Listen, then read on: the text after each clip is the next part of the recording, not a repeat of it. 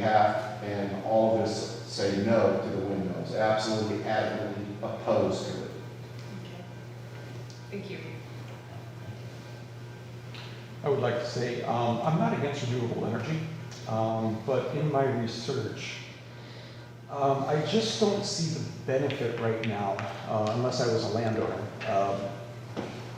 leasing with the company. I just don't see the benefit to the residents of our county or our township here. And if there's no benefit, then I'm concerned that the landscape of Cherry Valley would change. And I'm not sure I would like that. Thank you.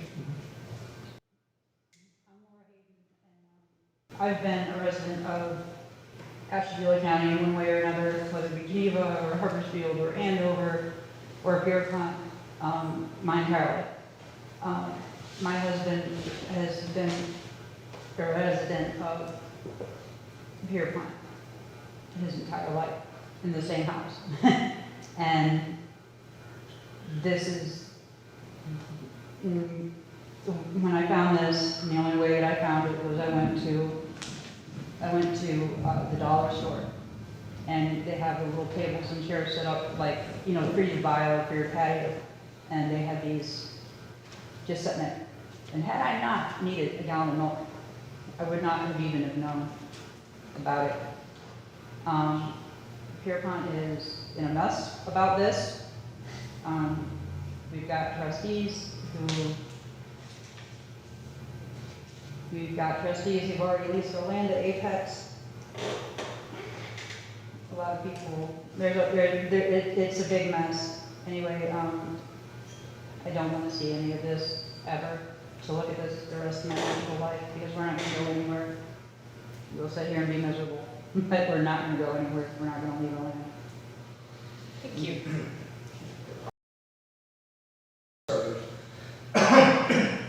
I'm strongly opposed to these. The only good thing that this company has brought to our table is the community seems to be coming together completely against this. Neighbors are talking, they're getting together, that's the best thing that's going to come out of this whole deal is a unity against you guys. Sorry. And I'll just chime in on a couple of things. I did some research on these windmills going across the United States, and one of the overwhelming things that I had, two things I found in doing research is, number one, your property values will decline from anywhere from 15 to 40% in value with these windmills within a 2-mile radius of them. The second thing I found is economic impact. The economic impact, killing birds, everything around the windmills is going to be a mess. I don't know if a environmental impact report has been done yet and what that said, but those are the two profound things that I had found in research, and that was like in Forbes, all the big ones that talk about it, Wall Street Journal, New York Times, all of those, everything's all pushing that out there of the two detriments to these windmills. Like I said, just for green energy, just like anybody else, but wind turbines are not prime movers. They cannot move the grid. There's things called synchronous condensers you might see at CI in Cleveland and Eastlake. They're like big generators that move without making electricity, but they have what's called a reactive power load, and they can actually fight the grid to keep large pumps, large motors from like browning out the whole place. Wind can't do that. They either go through like a DC conversion with an alternator to AC, but they don't produce very much power. And the other problem is it's not reliable. It's not grid scale. As the wind changes, the power that is provided changes. It can't be relied upon. As far as the power itself, if you look at like what's actually powering the grid, it's not about the electricity that it makes. It's like we're being packaged to be sold as green energy credits to data centers and other companies. Like we're kind of like that. If you look on 45, they had that remediation when they built, they turned it into a swamp, like a wetland, like 100-something acres. Well, that's because they destroyed it somewhere else, in New Jersey or somewhere like that, somewhere where it's big money, and we don't make a lot of money out here. And we're kind of, I don't want to be taken. I'm not interested. It's very true that data centers need to purchase so much green energy. Yeah, it's the most valuable commodity there is, green energy credits, because then you can just say, oh yeah, we're clean, we're green, look at us. Meanwhile, your shingles are blowing off your house from the vibration. Yeah, there's an end game to all this. It's not for green energy. We haven't even broached the scale on electromagnetic radiation is pushed off those things out too, so I don't want to open that Pandora's box, but it's not good. And medicine was what I did for 30 years, so. To build on what he said, I have a question for you. What kind of power are you generating with these windmills? It's just electricity, that's, Okay, because a windmill isn't made of main power. You cannot depend on it. If an emergency, say a factory starts up, you can't depend on it. It's not even reliable peaking power. You have to depend on the wind moving. And this time of year, in this area, the wind isn't blowing. I'm sorry. I mean, it's a scam, and people are definitely making money on it. We're not. But gonna it's choose just the not person. worth. I understand. I want to make sure everyone has a chance to speak their mind and get their questions out, because if I don't want to take over the whole township meeting, I'm sure you'll have other things to do, but it sounds like maybe it would be most productive for everyone to ask the questions, and then maybe we could do a Q&A style where I try to answer some of those questions, or I don't know how much time you have a lot for. If we do that, it would be very short, because we already had this meeting with you last month, and we had probably, what was it now? Yeah, we just put it on. An hour and a half, at least an hour and a half. My concern is, I don't understand why when your company came in over 18 months or so ago, mainly, I don't know, you might have been all over, but I'm telling you, your company was on my road, both roads, Loveland and Dodgeville, and I know the gentleman, farmer up the road, one of the big farmers that leased with you guys already. He lives over Route 11, up the road, well, back this way from 11, from me. I don't know why you did not present yourselves at that point and wait till we all just got informed, what, maybe a month ago, maybe 2 months I had a ago? little thing hanging on my door. Yeah, No, thank you. that's what my concern is. So I When want, your guys were sitting at the end of my road, almost in my driveway, so they should have presented themselves. I want to be clear, we're not clandestine by any means, like we're not trying to be secretive or avoid being public or even camp out on your roads or your driveways. We just knock on people's doors. There's a, I think there's perhaps a misconception going around that we've been operating for 18 months and secretively not trying to tell people about the project to avoid some like maintain secrecy or something like that. That's not the case. We've been signing, frankly, we've been spending a lot of time signing leases with landowners, and Since when? When did it start in this area? we came to this area about July of last year, or like April, between April and May. And we broached the subject of this project with the county commissioners and the Township Trustee Association in October of last year. So you guys all knew about But this? that's not, In October, that's Not not to until say, I October. didn't until October, when we came to the county township trustee meeting. that's not to say, right, that we were even holding out on the trustees or the county commissioners. For things like these, when they're so early in development and they take 6 to 7 years even to come to fruition, we need to be able to come to folks with an actual concrete idea rather than just, hey, we just talked to a few folks, right? So we wanted to be able to say, like, actually, we have signed some leases. Folks are genuinely interested into the project, rather than just going to the commissioners and saying, hey, are y'all interested in this? Because they'll be like, okay, well, who's interested in it? Right? So you had to come out and search properties out first, prior to going, wait a minute. Yeah, we wouldn't Prior be, to going to the trustees, you would have had to come out and look at the court records, tax title records, check out the property area, bring your trucks in or your business guys in, then go to the commissioners, right? And then come to the township. That's kind of how it worked. so we wouldn't be here in this county if we didn't have interested landowners who were willing to sign this. So did the landowners get a hold of you though, or you went to the landowners? Yeah, but we gave them calls, or we Right, just okay, stopped on their that's- doors and just had, okay. you know, conversations on their doorsteps. Right. If they would invite us in, we would Right, sit at their oh, kitchen I tables. understand that, yeah. It's, you know, it's not like a massive campaign to, you know, secretly, you know, involve people in the project. We're just asking questions, and if folks are genuinely interested, then yes, I mean, we would pursue leasing with them. I mean, I'm sure you're a nice guy, but you sound like you're the Mormons. These things are 70 feet, 700 feet tall, and there's gonna be, what, 70 of them at least. If this goes through, this is a big deal. It really is. Well, that's what's gonna be up the road for me. My problem is the only That's what's gonna be up the road information from us. these select landowners had was from the docs. I mean, how much It's gonna time turn did me you over. give offer them this lease to sign these leases?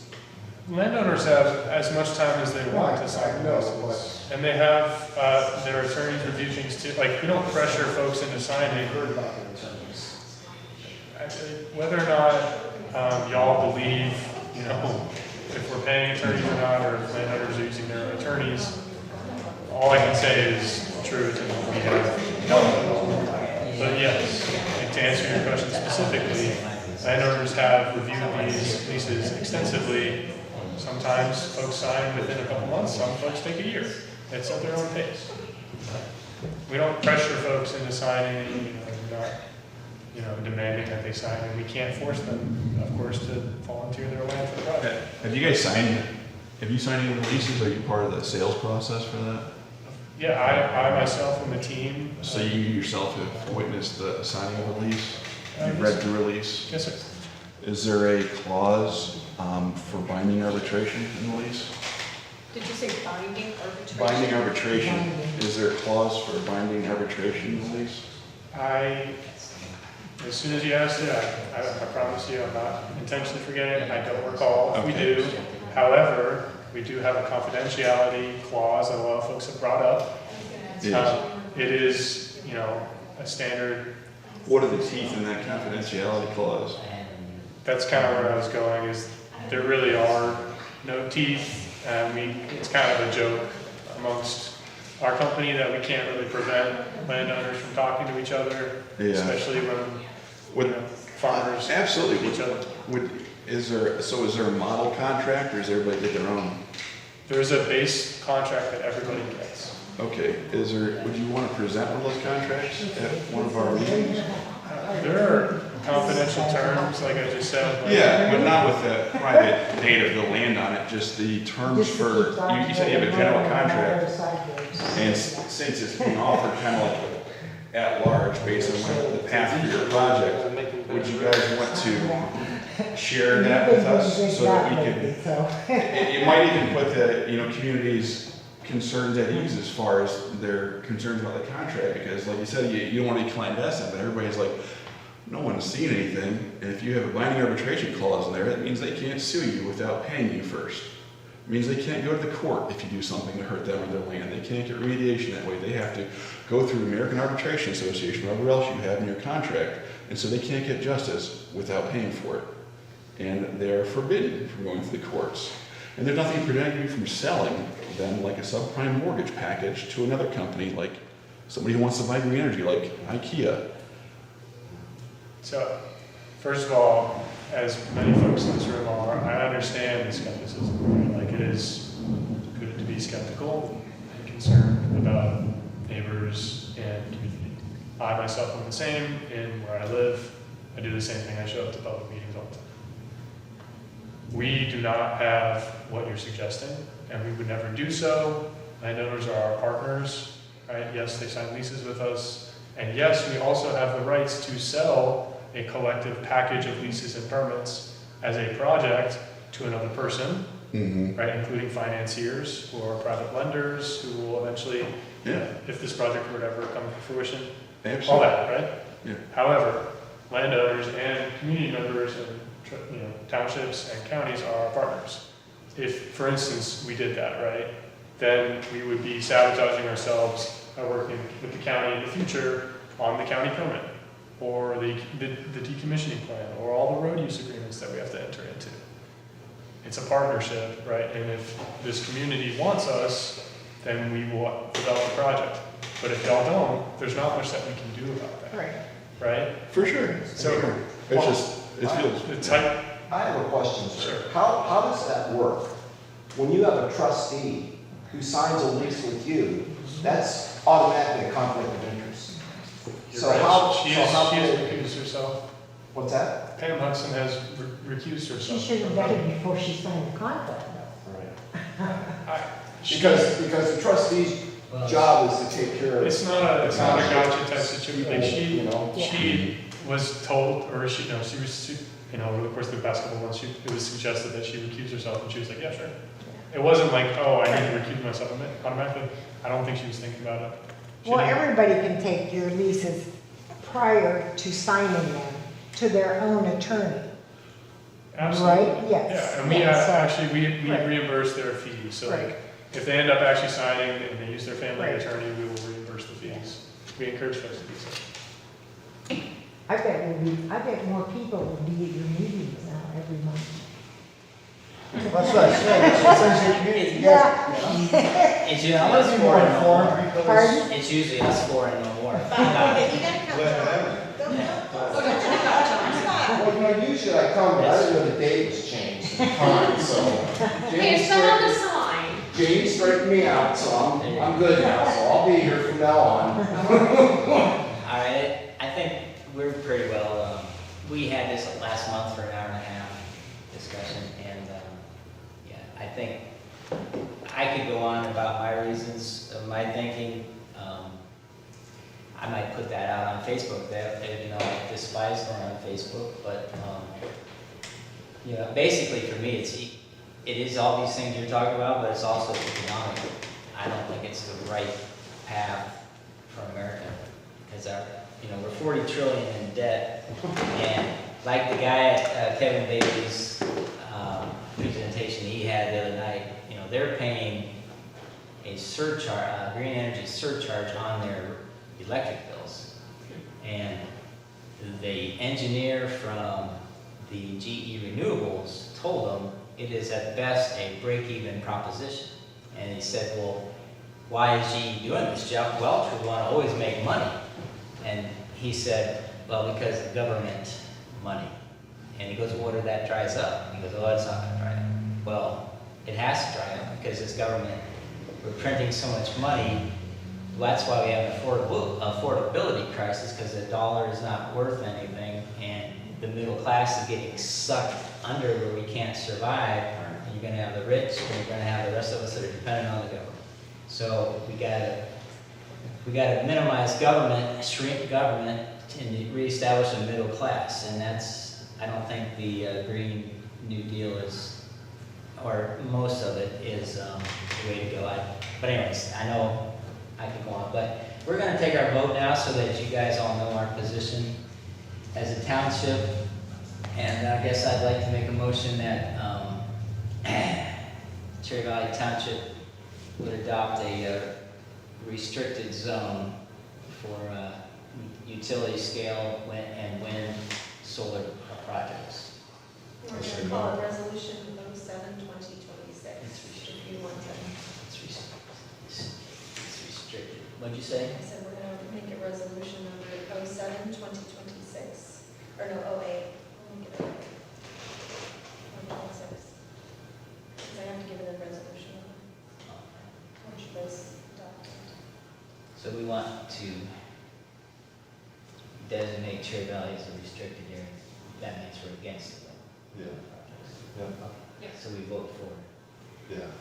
for that, accepting that. So you made the motion? I made a motion. A second?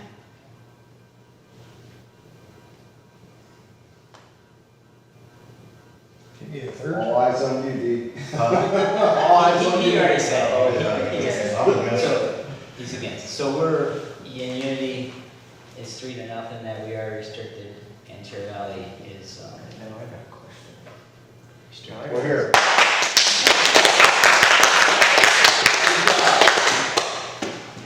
We're good. Yeah, thank you guys. Thank you. You have property already leased out in Cherry Valley.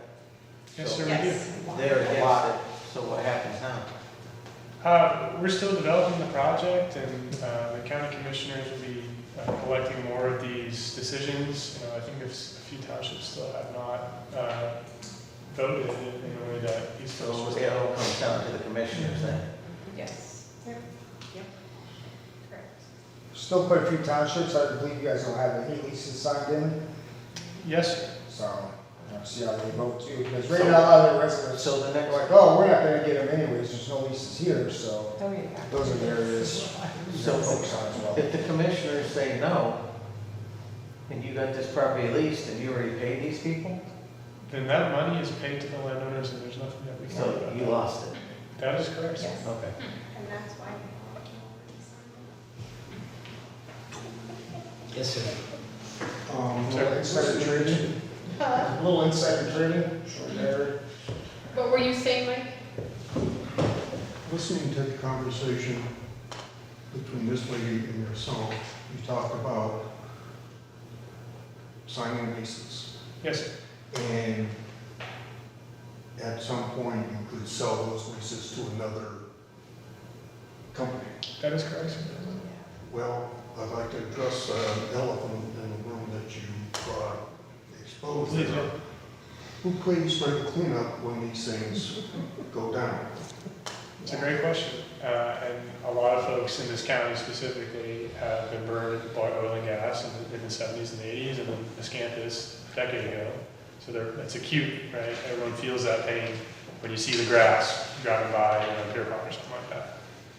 For this project specifically, and every wind project in this state, and generally across the United States as well, there are what's called decommissioning bonds. So the turbine up in Conneaut, for instance, right? A lot of folks point to that and say, well, that cost of removal ended up having to be paid by the landowner. What are y'all gonna do, right? Well, as regulated by the state, it's the Ohio Power Siting Board.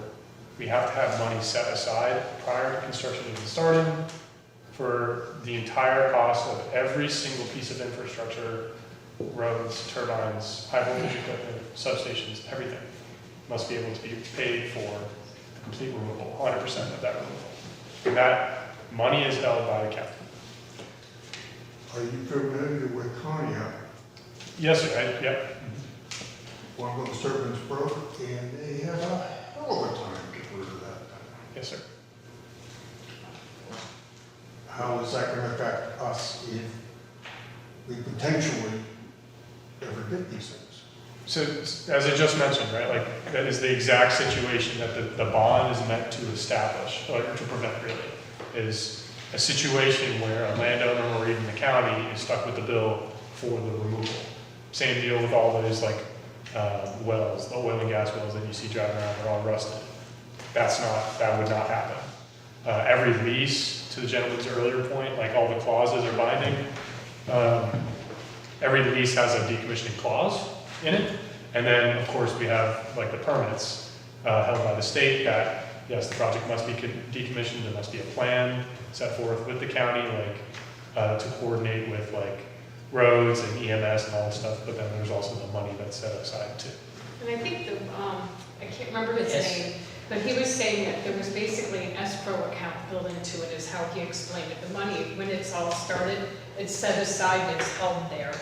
That's what I'm alluding to. Yeah, that's what he was, he explained it like an escrow account. Now, isn't that partially mainly from SB 52 that the Ohio legislature passed?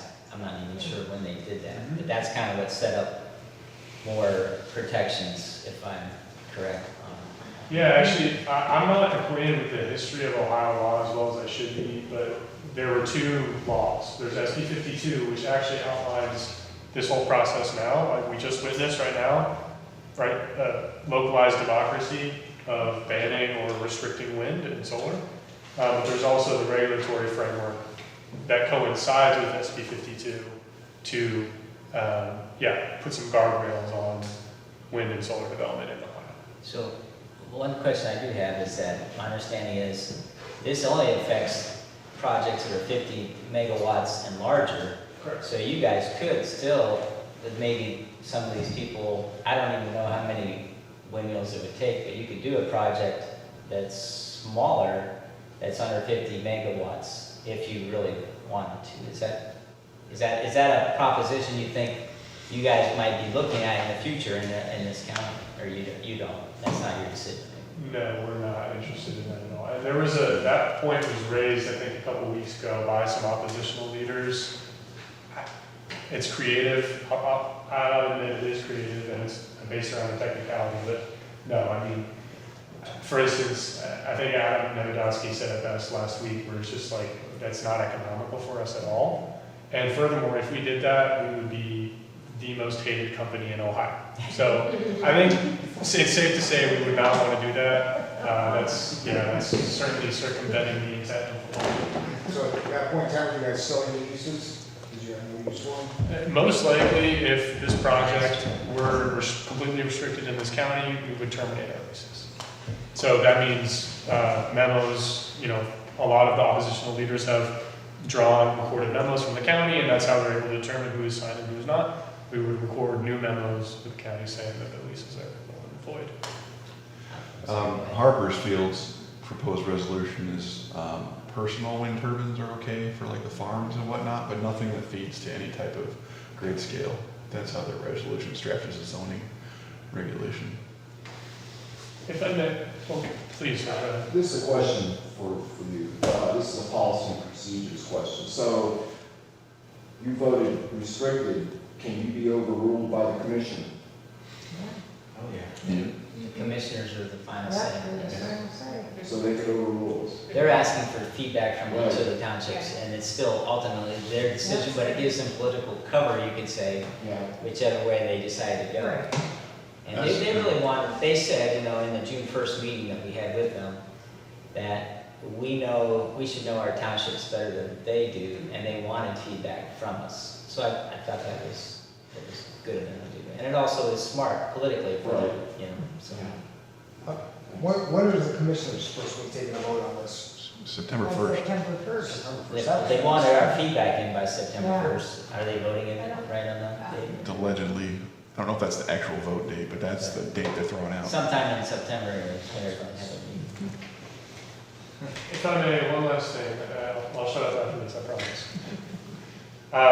I think someone here, sitting here, asked the question of benefits. How does this benefit the county? And I'd like to quickly run through what a project of this size, if y'all were to do this in the future, could bring to the county. So based on our estimate, it's $2.7 million a year based on what's called a payment in lieu of taxes agreement. That's also regulated by the state. $2.7 million though probably would not come to one township, right? So Cherry Valley Township is not getting $2.7 million.